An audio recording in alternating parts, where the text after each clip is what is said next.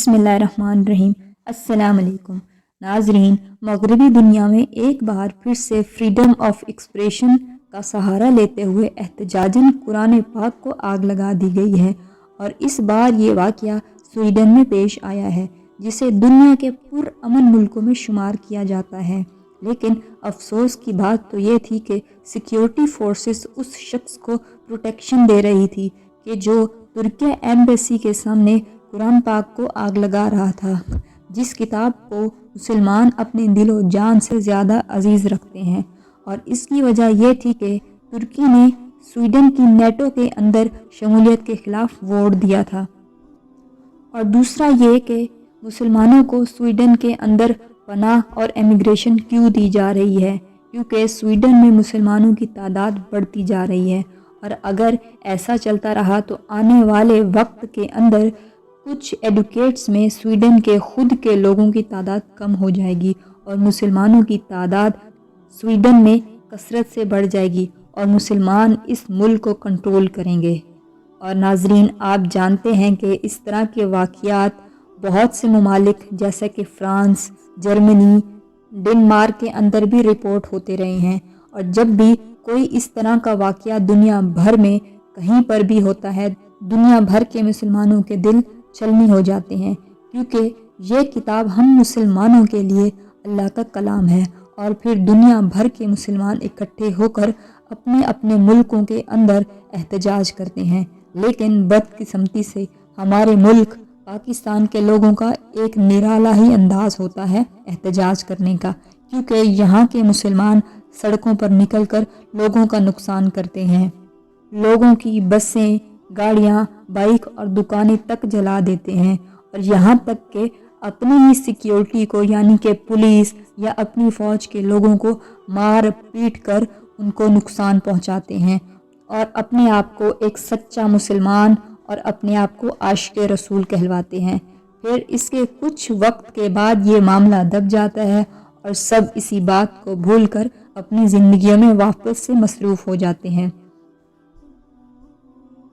ناظرین، اگر یہ سب ایسا ہی چلتا رہا تو ایسے واقعات بڑھتے رہیں گے، کم نہیں ہوں گے، اور ان سب کا خمیازہ دنیا بھر کے باہر رہنے والے مسلمانوں کو بھگتنا پڑتا ہے۔ دنیا بھر سے احتجاج کے بعد خصوصی ترکی کی طرف سے سویڈن ایمبیسی کے باہر شدید احتجاج کے بعد سویڈن نے اس واقعے پر معافی مانگی ہے، اور ترکی نے پہلے سے سویڈن میں اپنا دورہ منسوخ کر دیا ہے، اور اس کے بعد سویڈن نے اسی واقعے پر دنیا بھر کے مسلمانوں سے معافی مانگی۔ ترکی کے اس بہترین احتجاج اور بائیکاٹ کی وجہ سے پوری دنیا میں اپنی بدنامی کے ڈر سے انہوں نے باقاعدہ معافی مانگی کہ اس شخص نے اپنی جہالت کے اندر ایسا کیا، اور ہمیں اس توہین کا اندازہ تک نہیں تھا۔ اب سوچنے والی بات تو یہ ہے کہ سویڈن کی حکومت کو اس معاملے کی سنگینی کا احساس تک نہیں تھا کہ قرآن پاک مسلمانوں کی اتنی مقدس ترین کتاب ہے، اور یہ اس کی بے حرمتی ہو رہی ہے،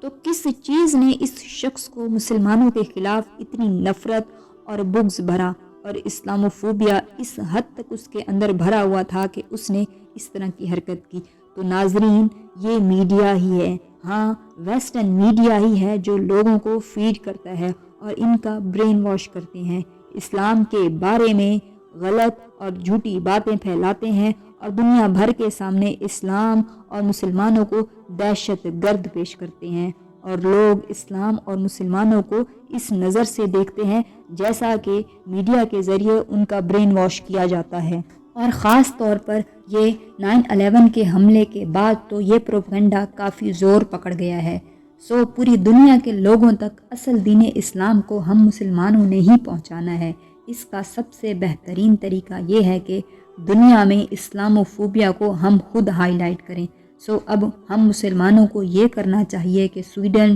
ایمبیسی کے باہر ہر ایک پاکستانی نکل کر اپنا احتجاج ریکارڈ کروائے، اور میڈیا اسے پوری دنیا میں دکھائے گا، اور آپ کا یہ احتجاج دنیا بھر میں پہنچے گا کہ ہماری مقدس کتاب قرآن مجید کو نقصان پہنچانے پر ہمارے دلوں کو کتنی تکلیف پہنچتی ہے۔ ناظرین، اس طرح ہمارا سڑک پر نکل کر ٹائر جلانے، گاڑیاں جلانے اور اپنے ہی لوگوں کو نقصان پہنچانے سے نہ تو پہلے کبھی کچھ ہوا اور نہ ہی اب کچھ ہوگا۔ ویسٹرن میڈیا یہ باقاعدہ پروپیگنڈے کے تحت ہر کام کر رہا ہے کہ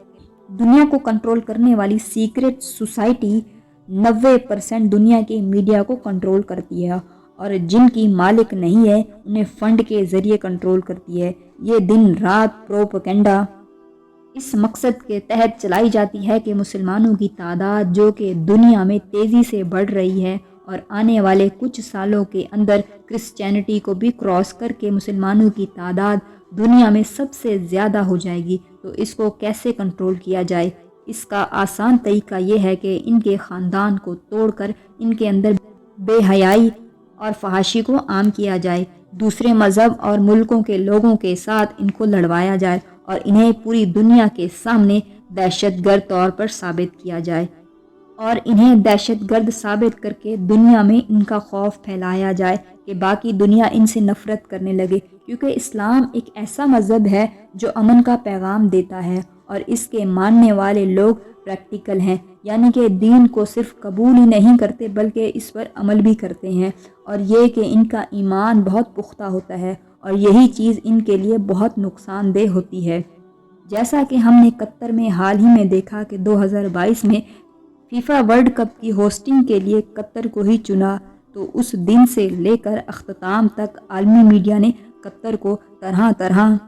کی کنٹروورشل میں پھنسائے رکھا، عرب کے مسلمانوں کو ہر طرح سے تنگ ذہن اور ذلیل کرنے کی کوشش کی، صرف اس لیے کہ وہ ہم جنس پرستی، شراب اور مرد اور عورت کے لباس اور فحاشی کو لے کر اپنے قانون کے فیصلے میں سختی کی، اور سب سے اہم بات یہ کہ اسلام کا اصل چہرہ اس ایونٹ کے ذریعے دنیا کے غیر مسلمانوں کے سامنے پیش کیا، اور اس پر ویسٹرن میڈیا کی چیخیں نکل گئی، کیونکہ ان کے آقا یعنی کہ شیطانی تنظیم اس بات سے بالکل بھی خوش نہ تھے۔ اب ایک سوال یہ بھی ہے کہ دنیا بھر میں اس طرح کے احتجاج کے دوران صرف مسلمانوں کی مقدس کتاب قرآن مجید کو ہی کیوں ٹارگٹ کیا جاتا ہے، یعنی کہ جلایا جاتا ہے؟ ایسے احتجاج میں نہ تو کبھی انجیل، بائبل، نہ ہی سکھوں اور نہ ہی ہندوؤں کی اس طرح کی کوئی کتاب جلائی گئی،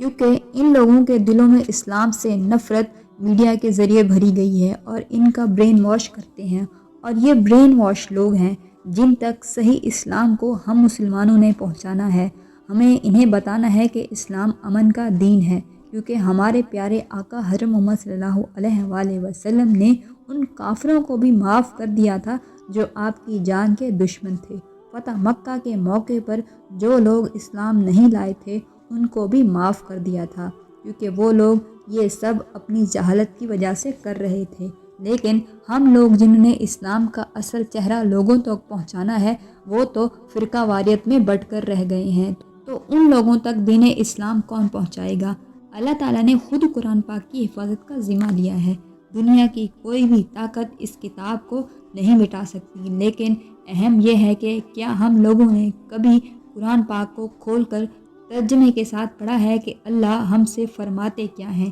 ان کا پیغام کیا ہے، جو کہ قرآن پاک ہر گھر میں موجود ہے لیکن کبھی کھولنے کی زحمت نہیں کرتے، اور اگر کبھی کسی گھر میں کوئی کھول بھی لے تو اسے ہم عربی میں 1-2 سورتیں تلاوت کر کے اسے رکھ دیتے ہیں اور اس کے ترجمے کو پڑھتے تک نہیں ہیں کہ جو پڑھا ہے اس کا مطلب کیا ہے، اللہ کہتا کیا ہے۔ یوں تو ہر گھر کے مسلمان لوگ اپنے بچوں کو بچپن سے ہی قرآن کی تعلیم دیتے ہیں، لیکن صرف ہم اپنے بچوں کو عربی میں ہی قرآن سکھاتے ہیں، قرآن کا مطلب نہیں سمجھاتے ہیں، تو جو بچہ بچپن سے ہی قرآن کو عربی میں سیکھے گا اسے کیا پتہ ساری زندگی کہ یہ جو کتاب ہے یہ ہدایت کی کتاب ہے، اس میں ہدایت ہے، ہمیں اللہ تعالیٰ کیا پیغام دیتے ہیں، زندگی گزارنے کے کیا احکامات ہیں، اور ہمارا دین ہم سے کیا کہتا ہے۔ یہ بڑے ہی افسوس کی بات ہے کہ ہم قرآن کو بنا سمجھے ہی پڑھتے رہتے ہیں، اور ہم ان کافروں کو جو قرآن پاک کو مانتے تک نہیں ہیں ان سے یہ امید کریں گے کہ وہ ہماری اس مقدس کتاب قرآن پاک کے احترام کریں اور اہمیت دیں۔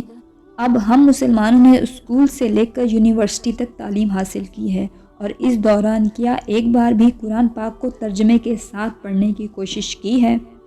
دنیا کا سب سے قیمتی پیغام قرآن پاک کی صورت کے اندر جو کہ اللہ تعالیٰ نے انسانوں کے لیے نازل کیا ہے، اسے ہم نے سجا کر اپنی الماریوں میں لپیٹ کر رکھا ہوا ہے، کبھی بھی کھول کر ترجمے کے ساتھ پڑھنے کی زحمت ہی نہیں کی۔ تو یہ ہے اس پیغام کی عزت کرنا۔ تو آپ کس منہ سے کہتے ہیں کہ غیر مسلم آپ کی مقدس کتاب کی عزت کریں؟ ناظرین، ہم نے تو اسے صرف اپنی بیٹی کی شادی میں اس کے سر پر رکھ کر یا قسمیں کھانے کے لیے اس کو الماری سے نکالتے ہیں۔ کیا یہ ہے اس عظیم کتاب کی عزت، یا پھر